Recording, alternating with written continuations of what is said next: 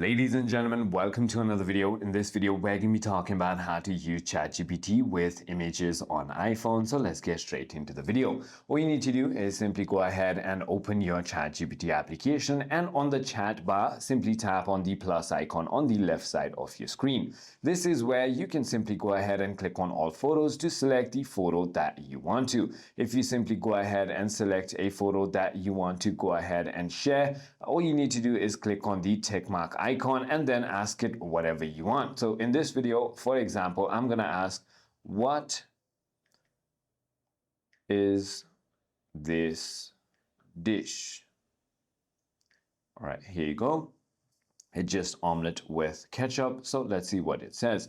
That looks like a plate of scrambled eggs, probably cooked with some extra like onions or small bit of meat, and then drizzle of hot sauce. Well, it got it wrong, but that is how you use it. I hope this video clarified everything for you. If you have further more queries, feel free to comment down below, and I'll see you on the next one.